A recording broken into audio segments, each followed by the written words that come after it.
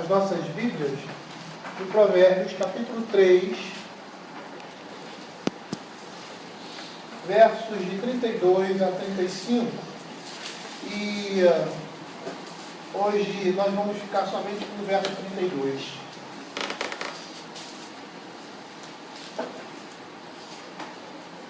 Diz assim a palavra do Senhor. Eu vou fazer a leitura do verso 37 até o verso 35, mas nós vamos desenvolver hoje a partir do verso 32, em especial nós vamos ficar no versículo 32. Diz assim: não te furtes o fazer o bem de direito, estando na tua mão o poder de fazê-lo. Não digas a teu próximo, vai e volta amanhã, então tu darei se tens agora contigo. Não maquines o mal contra o teu próximo, pois habita junto de ti confiadamente. Jamais pleiteis com alguém sem razão, se não houver feito mal. Não tenhas inveja do homem violento, nem siga nenhum dos seus caminhos, porque o Senhor abomina o perverso, mas aos retos trata com intimidade. A maldição do Senhor habita na casa do perverso, porém a morada de justos ele abençoa. Certamente ele escarnece os escarnecedores, mas dá graça aos humildes. Os sábios herdarão honra, mas os loucos tomam sobre si a ignomínia. Nós estamos vendo a partir do verso 32 os motivos para obedecer aos imperativos de não fazer, dos versos 27 a 31. Não te furtes, não digas ao teu próximo, vai e volta amanhã, não maquines o mal contra o teu próximo, não pleiteies com alguém sem razão, não tenhas inveja, não sigas nenhum dos caminhos do homem violento.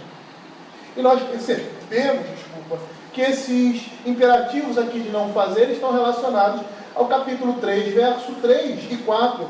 Não te desamparem a benignidade e a fidelidade, ata os teus pescoços, escreve na tábua do teu coração, e acharás graça e boa compreensão diante de Deus e dos homens. Nós estamos vendo aqui nesses versos iniciais, do verso 27 ao verso 31, o Senhor dizendo para nós não retermos ajuda ao próximo, a quem precisa, e a não prejudicá-lo de maneira alguma. Jamais pleiteis com alguém sem razão, se não tiver feito mal. Não maquines o mal contra o teu próximo. Aqui, a partir do verso 32, até o final do capítulo 3 desse poema, nós temos aqui os argumentos, os motivos para obedecer ao que a palavra de Deus está dizendo. Porque nós vamos perceber que é o Senhor quem pune o perverso, e é Ele quem recompensa o justo. Tendo uma visão geral desse poema, e é interessante nós temos a visão geral desse trecho do poema, que são as explicações, os motivos, os argumentos, para que nós amemos o nosso próximo. E é isso. Resumindo aqui, olhando para os 10 mandamentos, é o amor ao próximo. A visão geral desse poema é interessante para mim, porque ele é para nós, porque no verso 32 ele começa com uma indicação, ou seja, uma conjunção aqui de causa, porque visto que o Senhor abomina o perverso. E esse motivo, ele reforça as ordens dadas anteriormente. Por que não maquinar o mal? Por que não dizer, não furtar o próximo, o direito do próximo? Por que não dizer ao próximo, vai e volta amanhã? Porque o Senhor abomina aqueles que assim fazem.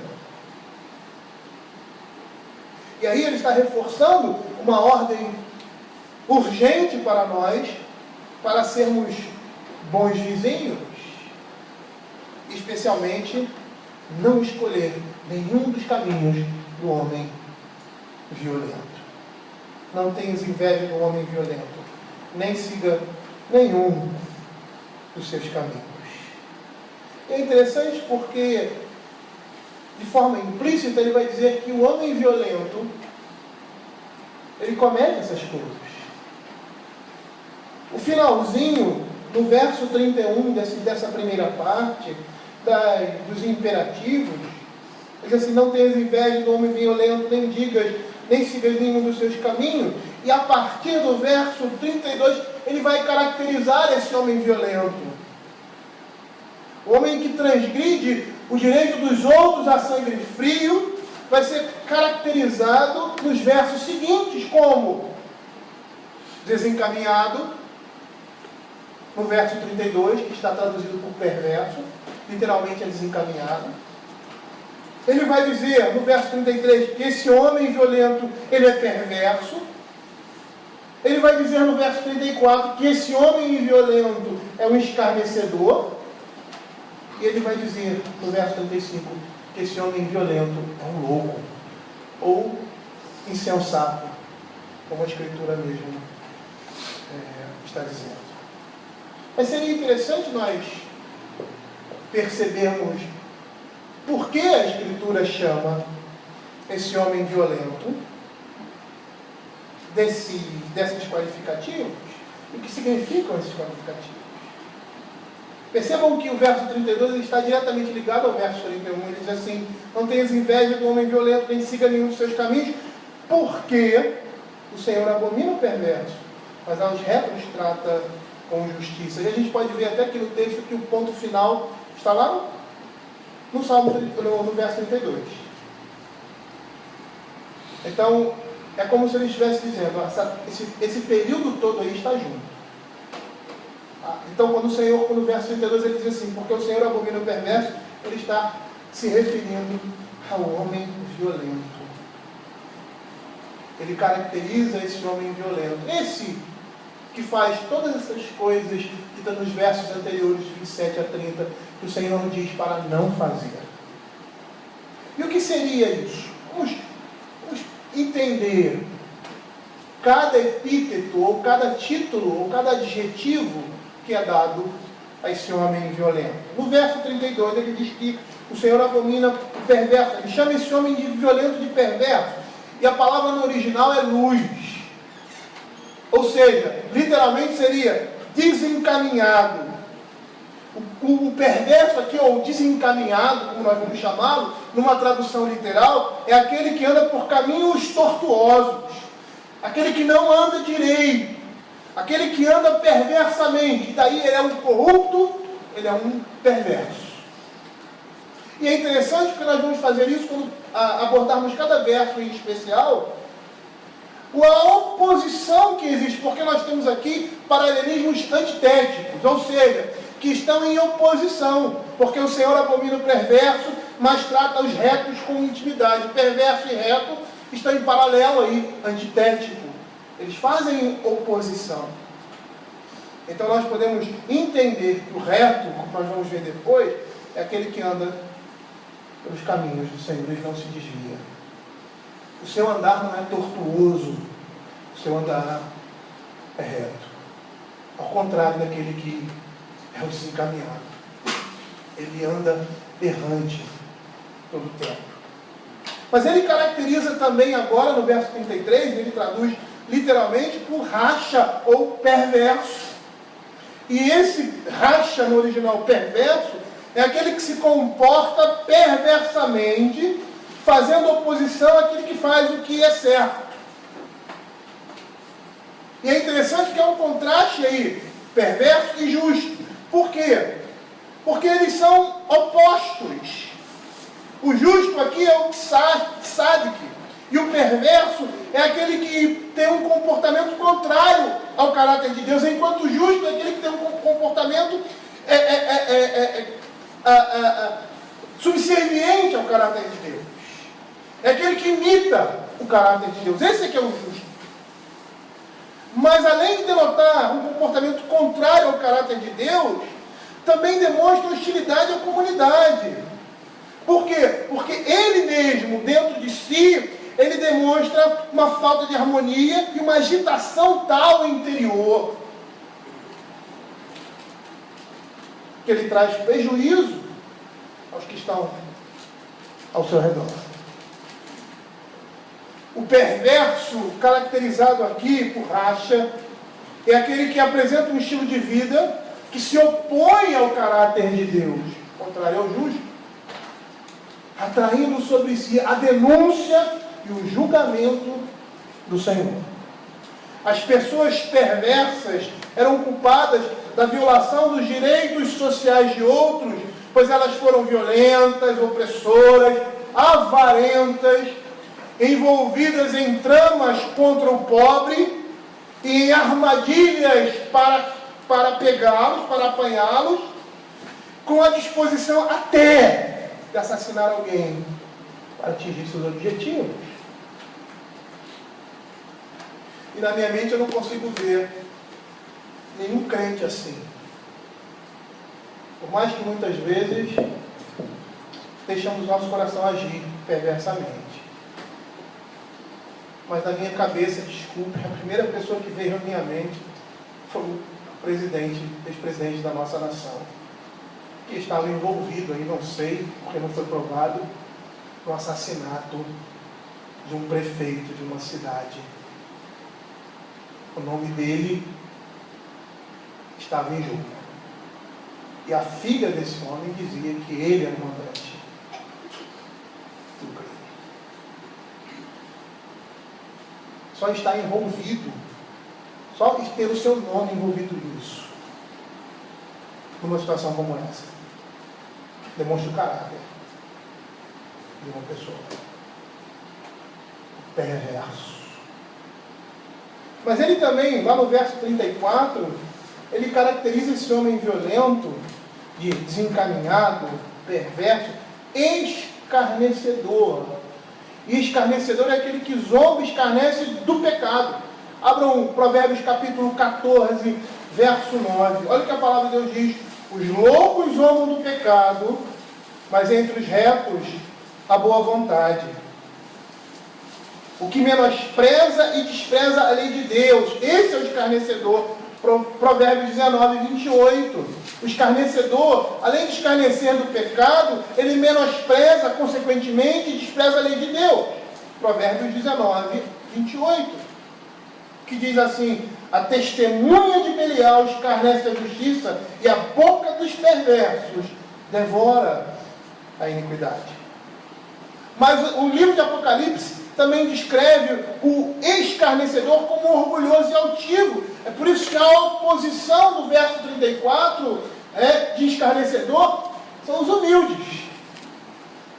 Porque o escarnecedor é caracterizado por esse tipo de comportamento altivo e orgulhoso. Provérbios 21, 24, olha o que a palavra de Deus diz: quanto ao soberbo e presumido, zombador é o seu nome.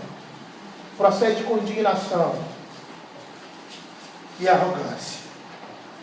E por isso ele é incorrigível, ou seja, ele não é digno de repreensão, ele não aceita a repreensão. Provérbios capítulo 9, verso 7.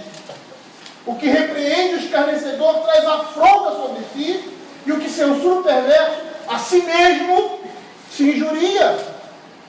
Ele é resistente a toda e qualquer repreensão. Verso 8. Não repreendas o escarnecedor, para que não aborreça. Repreenda o sábio e ele te amará. Provérbios 15, 12 também mostra essa mesma realidade, quando diz assim: o escarnecedor não ama aquele que o repreende, nem se chegará ao sábio. Ele é alguém que odeia a toda repreensão e reprimenda. Segundo Provérbios capítulo 13, verso 1. O filho sábio ouve a instrução do pai, mas o escarnecedor não atende à repreensão. A marca registrada do escarnecedor é deleitar-se, ter prazer no escárnio. É isso que a Escritura vai dizer. Ter prazer em menosprezar a lei de Deus. Ter prazer em escarnecer do pecado. Ter prazer no erro. Provérbios 1, 22. Até quando honestos amareis a necessidade?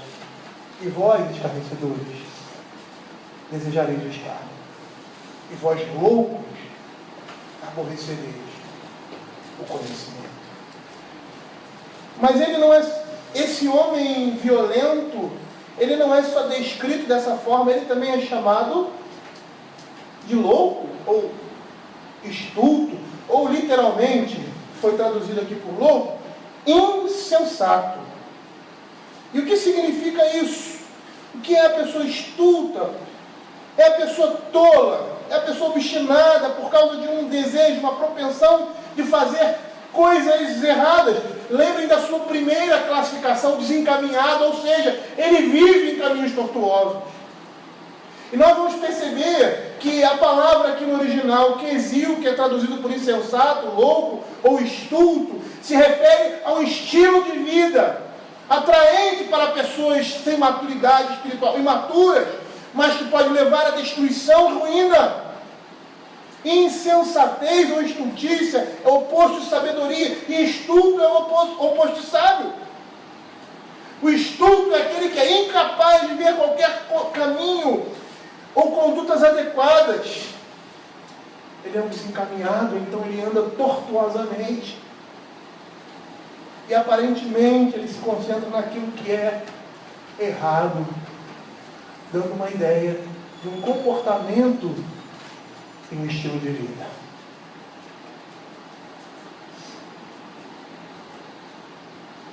A palavra de Deus diz que não existe homem que não peque. E às vezes a gente não sabe trabalhar com essas questões.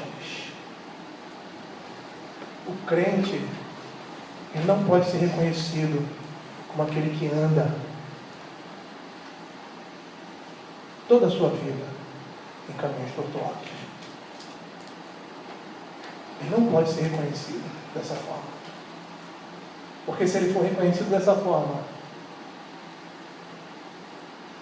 ele não é um crente. E é muito fácil, às vezes, nós detectarmos isso. É só olharmos para a vida dessa pessoa. Como ela lida no trato com a família, como ela é nos negócios, como ela é no mundo de uma forma geral. Porque uma coisa que nós não podemos imitar é um coração transformado. Essa é a grande diferença, uma das, entre o justo e o ímpio. Provérbios capítulo 17, verso 24, diz assim: a sabedoria é o alvo do inteligente, mas os olhos do insensato vagam pelas extremidades da terra. Ele sempre se concentra naquilo que é errado. O estulto é aquele que imagina que é capaz de alcançar a sabedoria, mas ele não tem em si, ele não possui qualquer inclinação para alcançar essa sabedoria, como Provérbios capítulo 17, verso 16 diz: de que me serviria o dinheiro na mão do insensato para comprar a sabedoria, visto que não tem entendimento? Ele é incapaz, ele não tem qualquer prazer no entendimento. Provérbios capítulo 18, verso 2, o insensato não tem prazer no entendimento, senão em externar o seu interior. Ele odeia o conhecimento. É interessante porque a grande diferença do crente para o ímpio está quando ele peca. Engraçado isso. Por quê? Porque quando ele é exortado, quando ele é instruído, quando ele é advertido, ele aceita e dobra o seu coração à instrução. Mas não é assim com o ímpio. Porque ele odeia o conhecimento. Como nós vemos em Provérbios capítulo 1, verso 22, como nós já vimos anteriormente. Até quando, honestos, amareis a necessidade? E vós, escarnecedores, desejareis o escárnio, e vós, loucos, aborrecereis o conhecimento. Esse homem jamais vai escolher o temor do Senhor, ele não escolhe esse temor, ele foge dele, como diz o verso 29, porque aborrecem o conhecimento e não preferiram o temor do Senhor. O estulto, ele constitui uma ameaça séria para a igreja, para o povo de Deus, para a sua sociedade. Associar-se com ele impede a pessoa de alcançar conhecimento. Por quê? Porque ele possui uma ideia distorcida de valores e de moral. De uma moral bíblica, é claro. Provérbios capítulo 14, verso 7. Diz assim: foge da presença do homem insensato, porque nele não divisarás lábios de conhecimento. E por causa disso, esse homem pode causar sérios problemas ao seu próximo, porque ele tem prazer de praticar a impiedade.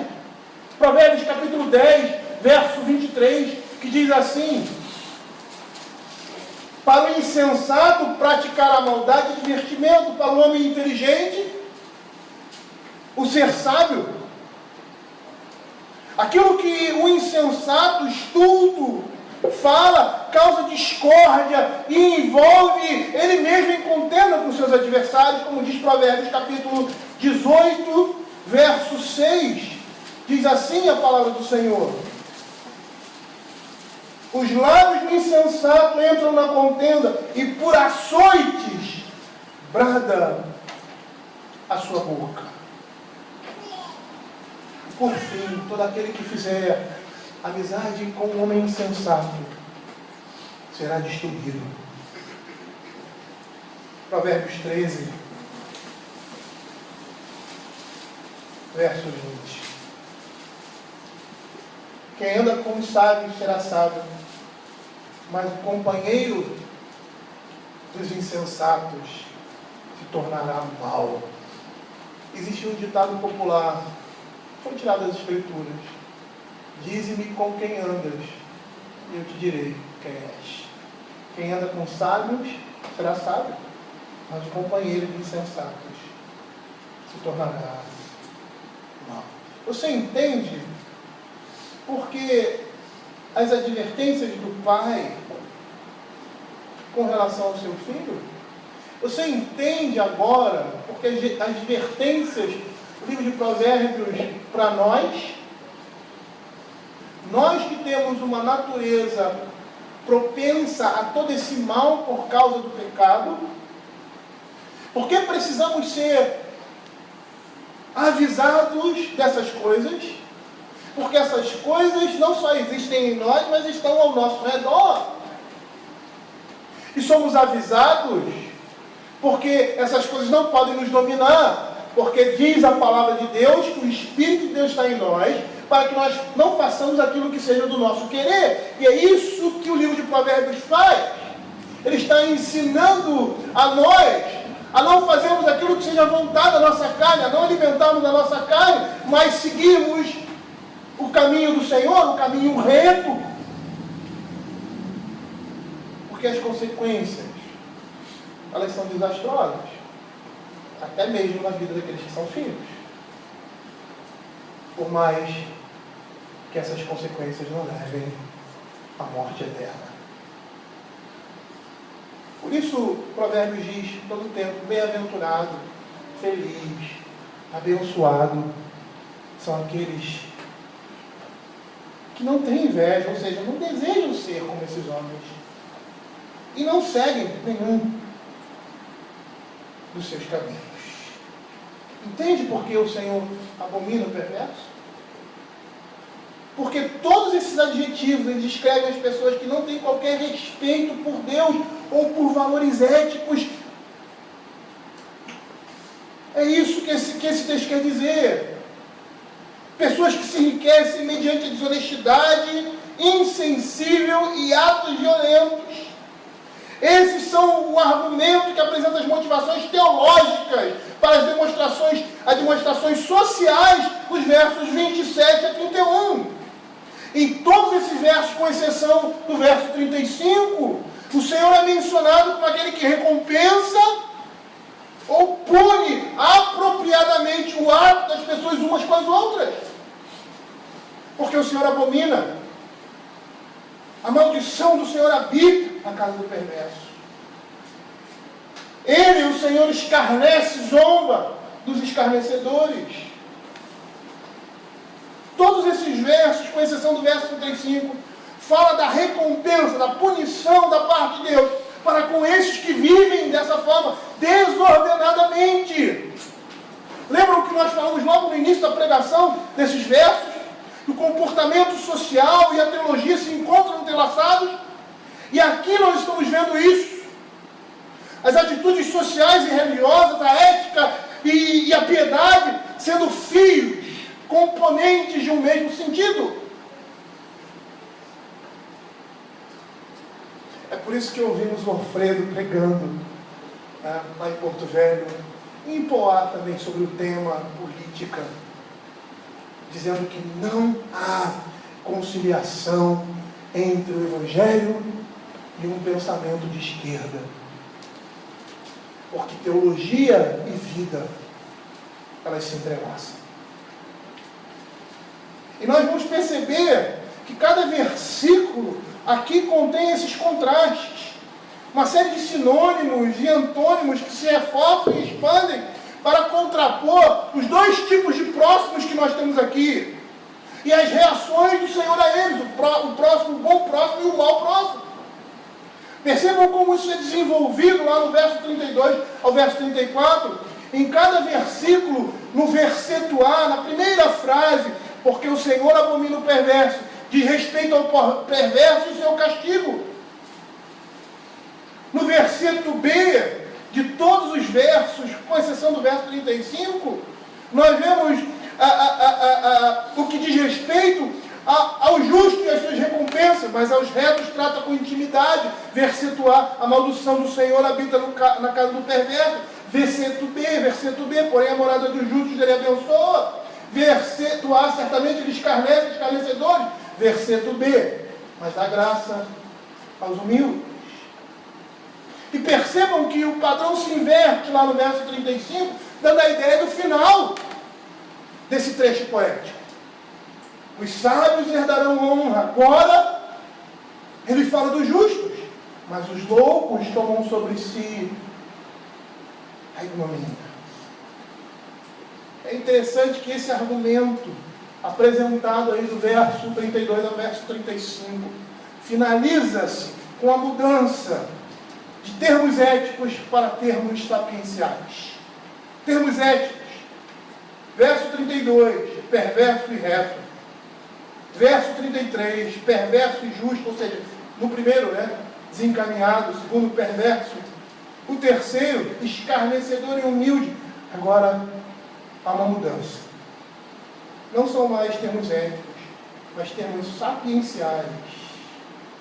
E no plural agora. Sábios e loucos. Insensatos. E aí no verso 32, a palavra de Deus diz assim: porque o Senhor abomina o perverso, mas aos retos trata com intimidade. Eu poderia parar aqui e não falar mais nada. Nós iríamos entender claramente por que o Senhor detesta. Porque esse é o significado do texto com a palavra abominável. Porque ele sente nojo. E a ideia é de alguém que sente repugnância. O perverso, como vimos, é aquele que anda por caminhos tortuosos. Ele é um errante por natureza. Ele é um desordenado que não obedece às regras da Sagrada Escritura.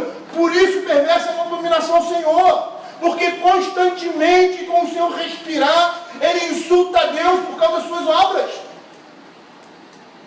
Por causa do modo como vivem. Eles causam repulsa, repugnância. Ou seja, há uma oposição enérgica da parte de Deus com respeito a esses homens por violarem constantemente os seus mandamentos. E é interessante porque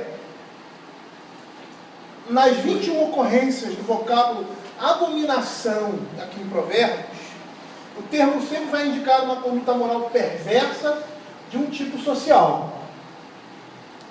Em 12 dessas ocorrências, ela estará linkada num sintagma, ou seja, numa estrutura compacta, na seguinte formulação: uma abominação do Senhor, ao Senhor, melhor dizendo.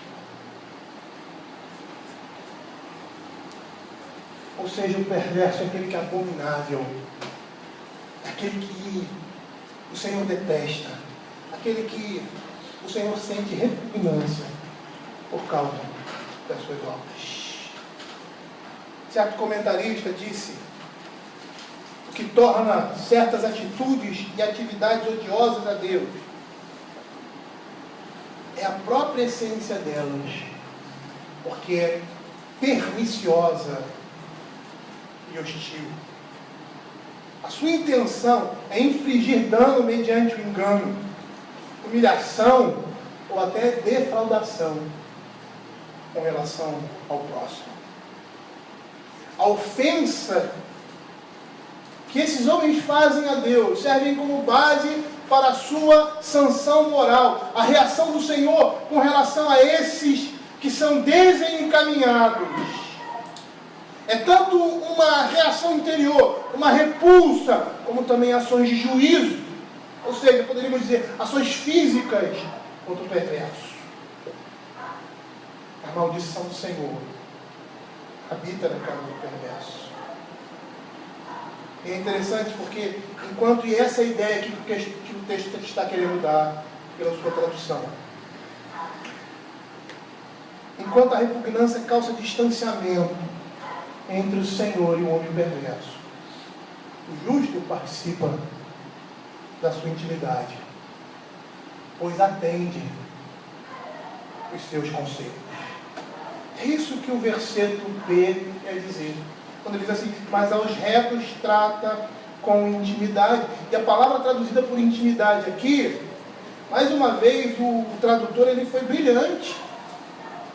Porque, na realidade, ele traduz a intenção, aquilo que o autor está querendo dizer. Quando ele diz assim, intimidade, essa palavra no original significa conselho. Esse verso está dizendo que o Senhor recebe o justo em seu conselho. Uma tradução mais literal seria assim: os desencaminhados são uma abominação ao Senhor, mas com os retos está o seu conselho.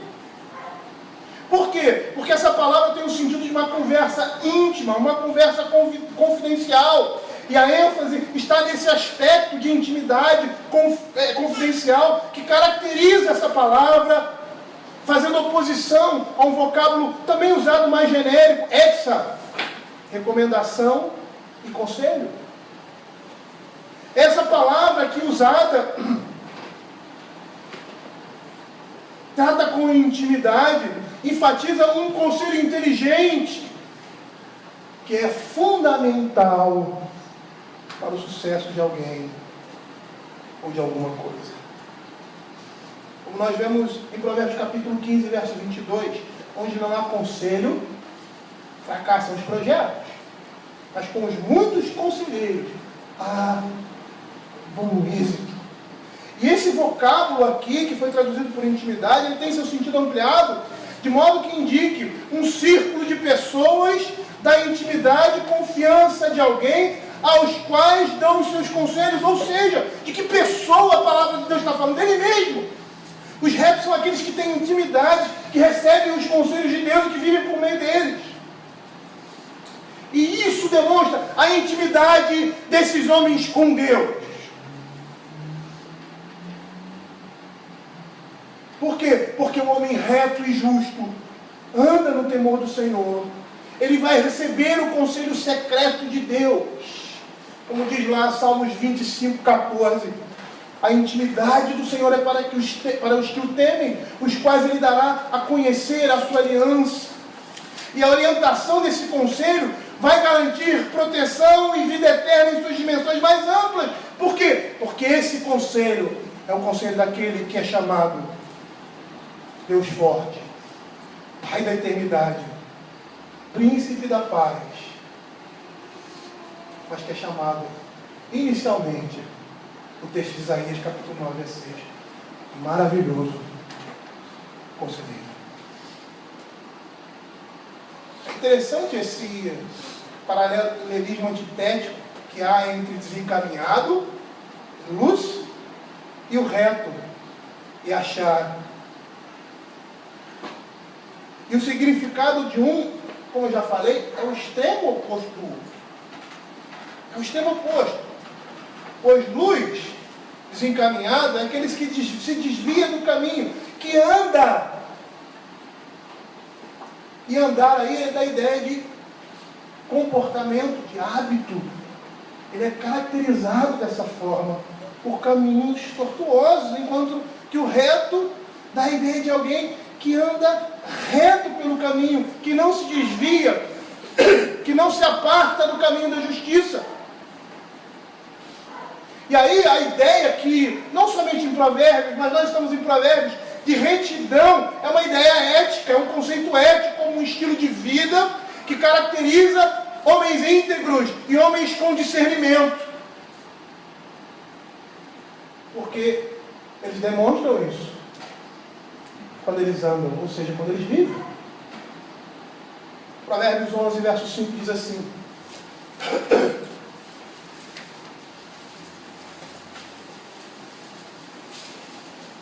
a justiça do íntegro endireita o seu caminho, mas pela sua impiedade cai o perverso.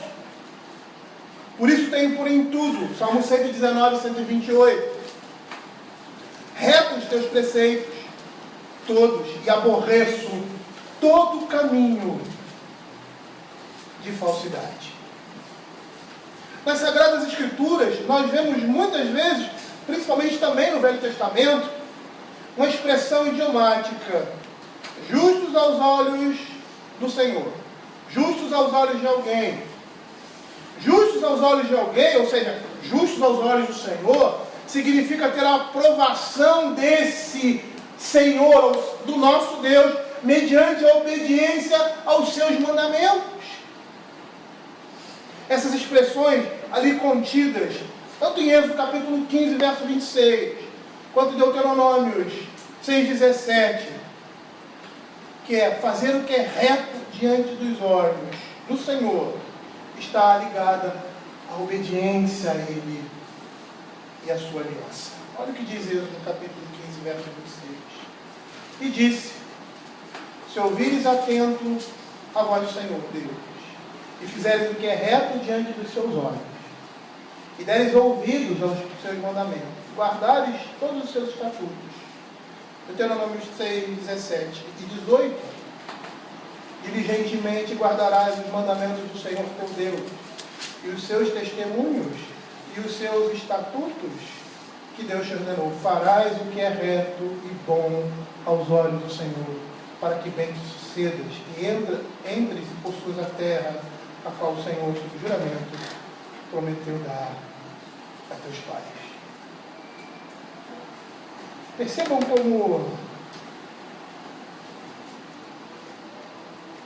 a intimidade está ligada à obediência. É isso que o provérbio vai dizer. Desculpa. O provérbio está dizendo isso, mas é isso que Deuteronômio capítulo 12, 28 vai confirmar. Guarda e cumpre todas essas palavras que eu te ordeno, para que bem te suceda a ti e a teus filhos, depois de ti para sempre, quando fizeres o que é bom e reto aos olhos do Senhor teu Deus. Verso 13 e 18, Deuteronômio: se ouvires a voz do Senhor teu Deus, e guardares todos os seus mandamentos, que hoje te ordeno, para fazeres o que é reto aos olhos de Deus. Percebam como intimidade e obediência estão relacionadas. Quando lá em Eclesiastes capítulo 7, verso 29, que diz assim: eis o que tão somente achei, que Deus fez o homem reto, mas ele se meteu em muitas astúcias. Quando o texto da Escritura diz que fez o homem reto, nós devemos interpretar isso não como que o Criador,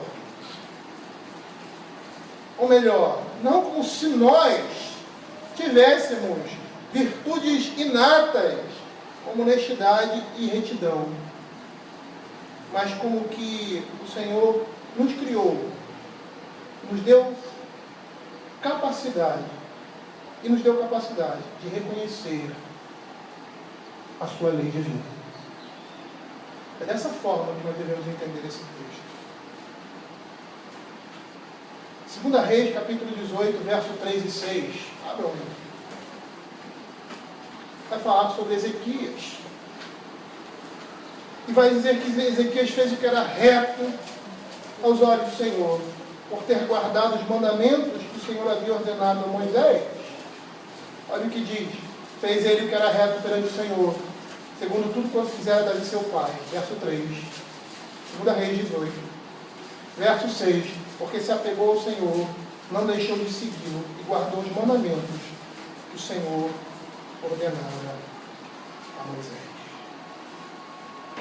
O Velho Testamento emprega essa expressão e achar reto com a ideia de obediência à lei de Deus, de agir justamente de acordo com a lei de Deus. E aí nós podemos concluir o que nós já dissemos. A intimidade com Deus significa obediência ao Senhor e à sua palavra, é isso. A Escritura está nos dizendo que o Senhor de toda a terra, daquele que toda a humanidade depende para viver nesse mundo, tem nojo, tem repugnância daquele que anda perversamente, tramando em seu coração constantemente o mal. O perverso é aquele que tem um estilo de vida torto e que tem prazer de andar nesses caminhos tortuosos. Eu vou dizer uma coisa para você. Os piores ímpios não estão no mundo. Infelizmente, os piores ímpios estão dentro da igreja.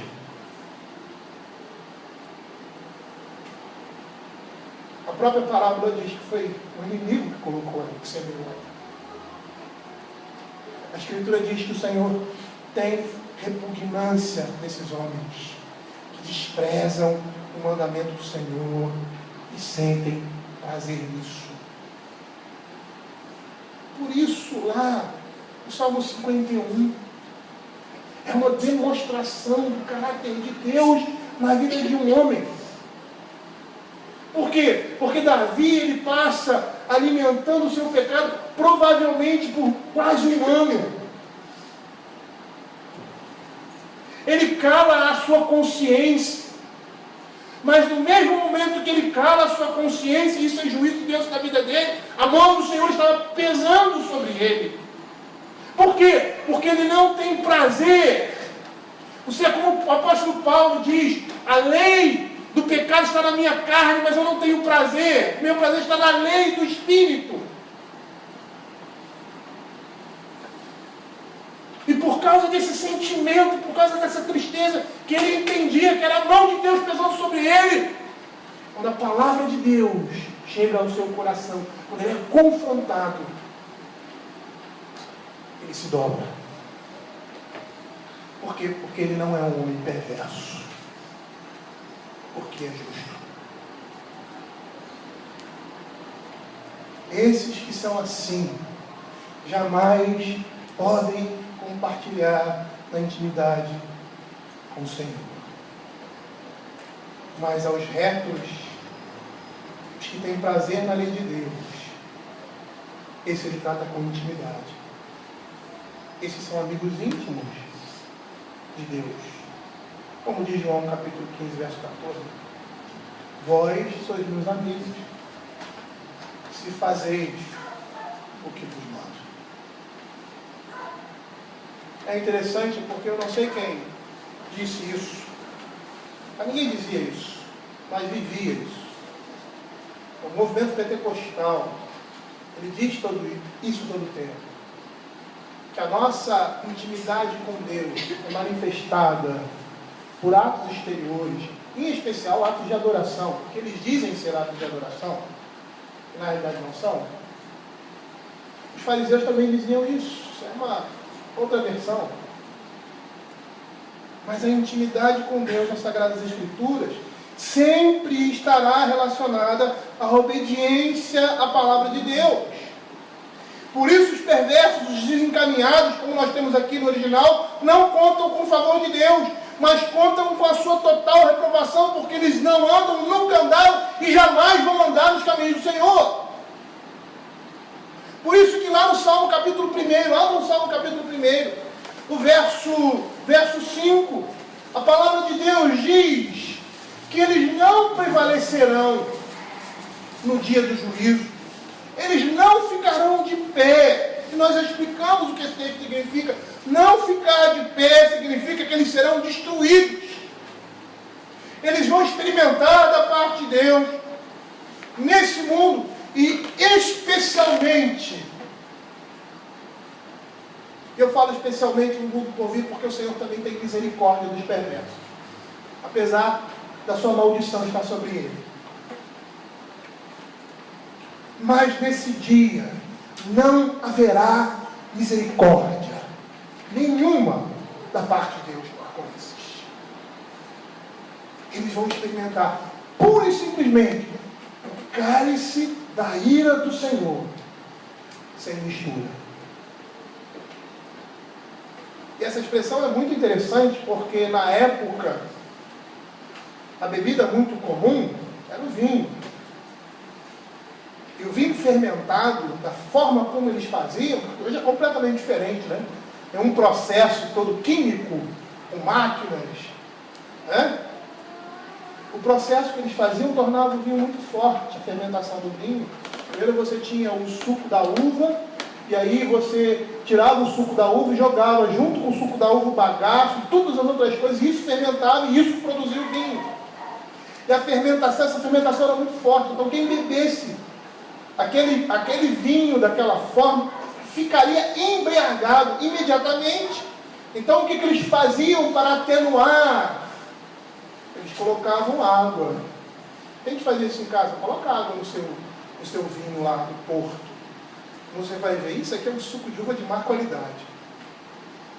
É lógico que eles não tiravam todo o teor fermentado, o álcool que é produzido, mas eles aliviavam o teor do vinho. Quando o Senhor Jesus diz nas suas palavras, ali em Apocalipse, no meio do apóstolo, que eles vão beber o cálice da ira de Deus, sem mistura, a imagem daqueles homens era, ao beber um único gole daquela bebida, eles se embriagavam. Eles ficavam fora de si, porque não havia nenhuma mistura. É isso que Salmos capítulo 1, verso 5 está dizendo. Eles não vão participar da bênção e da vida dos justos. Da bênção e da vida do que os justos participam, pois seus caminhos são o quê? São estranhos do Senhor. Por isso ele diz, os perversos não prevalecerão no juízo, nem os pecadores na congregação dos justos. Por quê? Porque o Senhor abomina, detesta o perverso, enquanto que o justo ele traz para a sua intimidade. E de que forma ele traz na sua intimidade? Através dos seus conselhos, através da obediência à palavra de Deus. Por quê? Pois o Senhor conhece o caminho do justo, porque é um caminho de justiça, ou seja, é um caminho que o Senhor preparou. Mas o caminho dos ímpios vai perecer. E é isso que o Salmo, capítulo 1, verso 6, no seu final vai dizer. Entendem agora, porque Provérbios diz, não tenhas inveja do homem violento, porque em primeiro lugar, ele é abominação do Senhor. Ele vai receber da mão do Senhor a destruição, o cálice da ira de Deus, sem mistura. Por isso a Escritura, como aqui, nos orienta a não sermos iguais a eles, em nada. O apóstolo Paulo, lá em Efésios, capítulo 5, verso 6, ele vai dizer assim, ninguém vos engane com palavras vãs, porque por essas coisas vem a ira de Deus sobre os filhos da desobediência. Eu poderia dizer que uma palavra vã é a seguinte, Deus é gracioso, Ele vai perdoar o seu pecado. Então não importa o que você faça, ou como você ande. A graça de Deus cobre. E aí Paulo, em Romanos capítulo 6, ele vai dizer: como poderemos andar no caminho da injustiça, nós que morremos para ele? Então ele vai dizer: não reine, portanto, o pecado no vosso corpo mortal.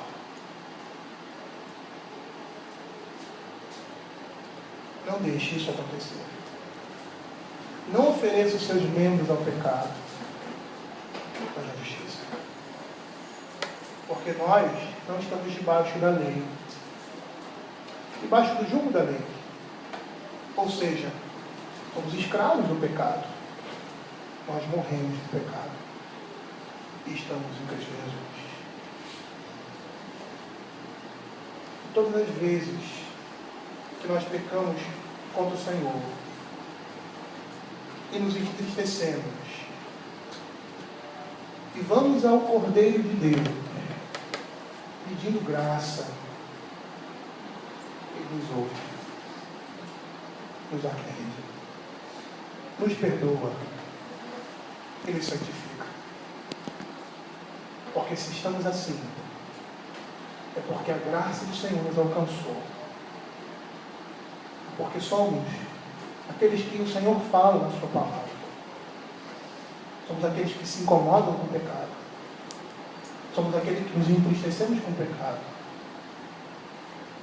Porque somos justos e retos aos olhos de Deus. Não por nós, mas por Cristo Jesus. É por isso que eu falei na hora da nossa confissão de pecados. Eu tenho visto isso. Que é tão importante e tão necessário pedirmos perdão ao Senhor, como pedimos um coração contrito e abatido. Porque podemos ir à presença de Deus pedindo perdão pelos nossos pecados, entendendo o que foi pecado, entendendo o que é errado. Mas o nosso coração não sente isso. E essa é uma coisa que só o Senhor pode medir. E é um sentimento que todos nós temos. Quantos de nós aqui já fomos ao Senhor reconhecendo o nosso pecado, realmente, sabendo que era pecado, mas sem tristeza alguma por ele? Eu não vou dizer para você que o Senhor não ouviu ou não perdoou. Eu não sou Deus para dizer isso. Eu posso até dizer que sim, porque somos filhos. Porque se somos filhos, fazemos parte da sua santidade. Mas nós precisamos cultivar, ou melhor, pedir ao Senhor que esteja colocando isso no nosso coração. A tristeza que produz arrependimento. Amém.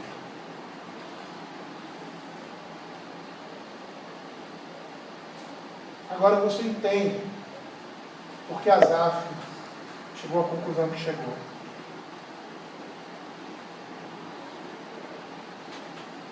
Quando eu olhei para o trono do Senhor, e aí eu entendi. Eu estava louco e fora de si. Porque eu olhava para o mundo e via que eles estavam vivendo em infelicidade, como se a mão de Deus não estivesse sobre eles. Estará. Mas o juízo que recai sobre os ímpios não é o mesmo juízo que recai sobre nós. O juízo que Deus recai sobre nós é um juízo recarador. Que não nos entorpece, mas nos desperta. Mas o juízo que está sobre os ímpios é aquele que entorpece para a morte e para a destruição. Porque são desencaminhados. Porque andam errantes e não têm prazer nos caminhos do Senhor. Vou usar uma expressão de Hebreus. Nós não somos daqueles que retrocedem, para a perdição, mas aqueles que avançam para a vida eterna. Então avancemos, queridos. Vamos orar.